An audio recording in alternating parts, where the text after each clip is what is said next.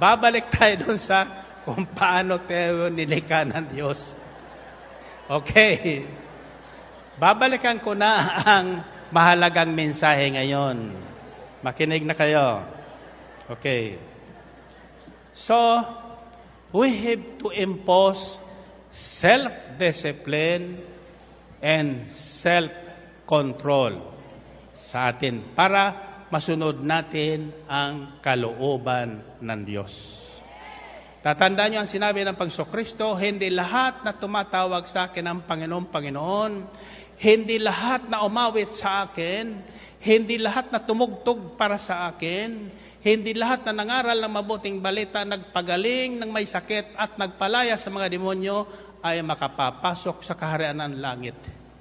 Kundi yaon lamang nakasunod sa kalooban ng aking amang nasa langit. Amen? So, paano natin masusunod yun? Bato-bato sa langit, ang tatamaan po ng mensaheng ito, magpasalamat na sa akin,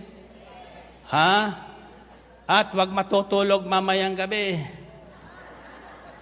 Manalangin magdamag, at hingin sa Diyos na matuto siyang disiplinahin ang kanyang sarili. Amen ba? Okay. Now, there are certain steps I'd like you to note down if we are to achieve self-discipline. Self-discipline is very important. Mahalaga po ito.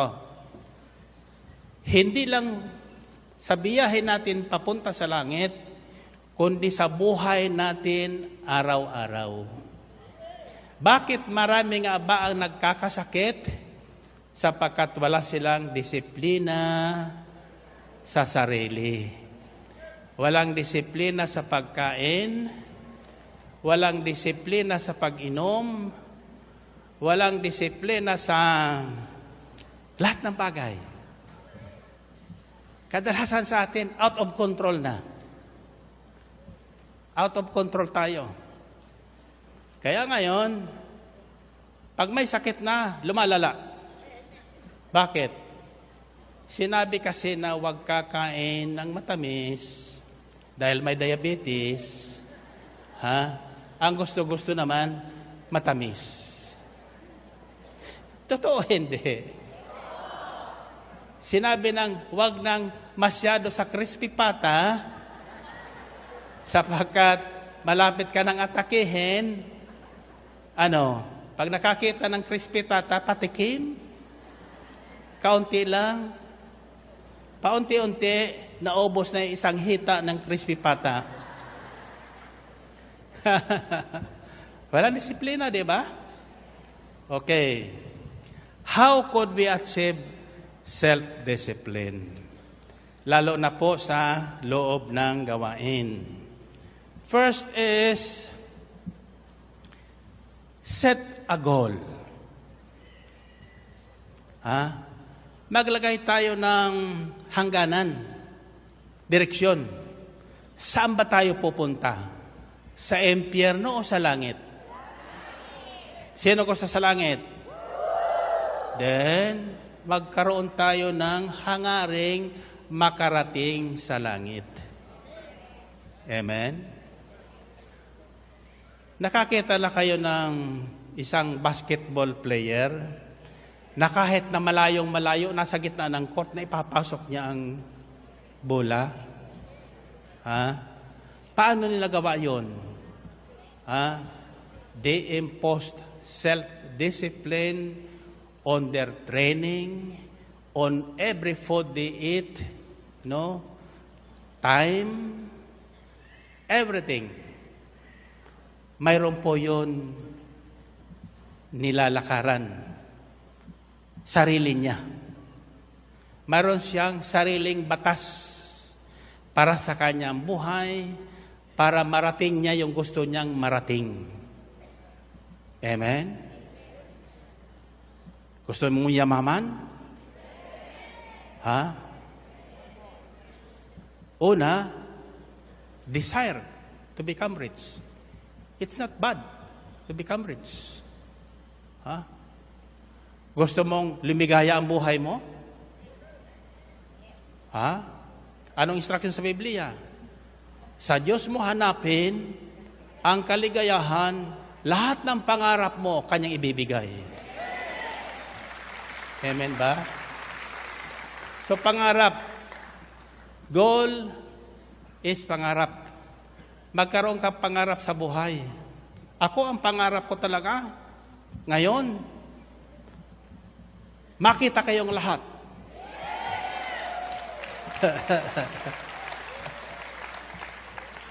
Na nakapila sa kanan.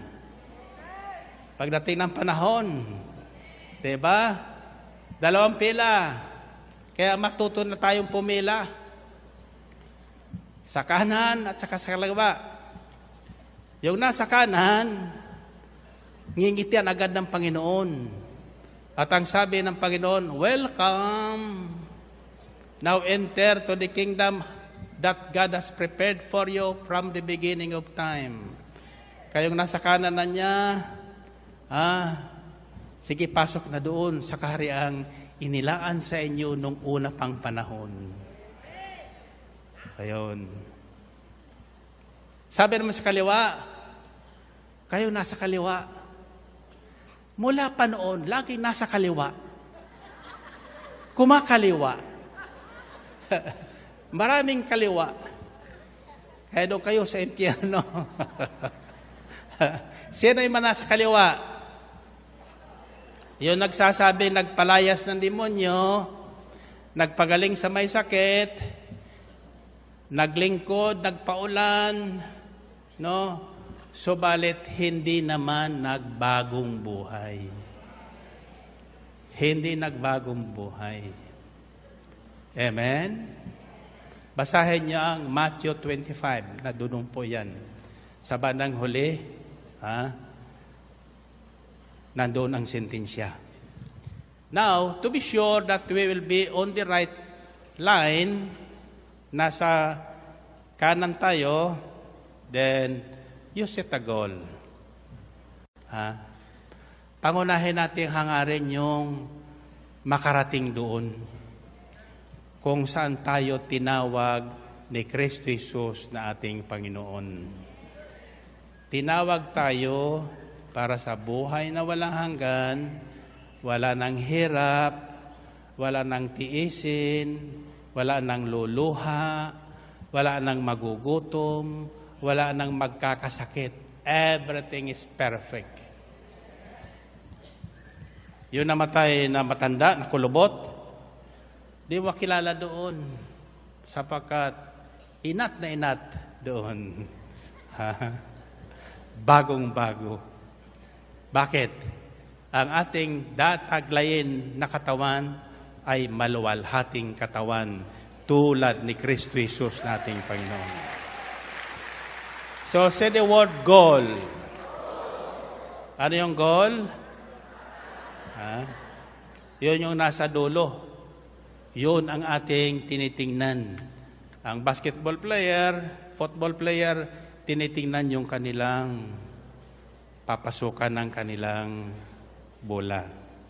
Philippians chapter 3 verses 14 to 15 says, I press on toward the goal to win the prize for which God has called me heavenward in Christ Jesus. Philippians chapter 3 verses 14 to 15. All of us who are mature should take such a view of things. And if some point you think differently, that too God will make clear to you. Nagpapatuloy nga ako tungo sa hangganan upang makamtan ang gantimpala ng pagkatawag sa akin ng Diyos sa pamagitan ni Kristo Jesus, ang buhay na hantong sa langit. Ganyan ang dapat na maging isipan ng mga matatag na sa panampalataya. Kung hindi ganito ang inyong paniniwala, ito'y ipauunawa sa inyo ng Diyos. So don't worry. Kung wala kayo noon, the first step is set a goal. Ituon nyo ang inyong hangarin doon. Pangalawa na lang yung lahat na bagay dito sa mundo. Tatandaan nyo, pag nilagay nyo ang inyong isipan, kalooban doon sa kung saan tayo dadalhin at tinawag ng Panginoong Hesus, lahat na kailangan natin para makarating doon, ibibigay sa atin ng Panginoon. That is not our worry. All we have to do is decide to be there. That is what I did. And I was able to prove it when persecutions came along the way. Malalaman natin ang ating hangarin kung totoo patungo doon sa panahon ng mga kagipitan, sa panahon ng mga pangyayaring hindi natin magugustuhan. Pero sa panahong iyon, tandaan nyo lagi, hindi kayo pababayaan ng Diyos. Hindi kayo pababayaan ng Diyos.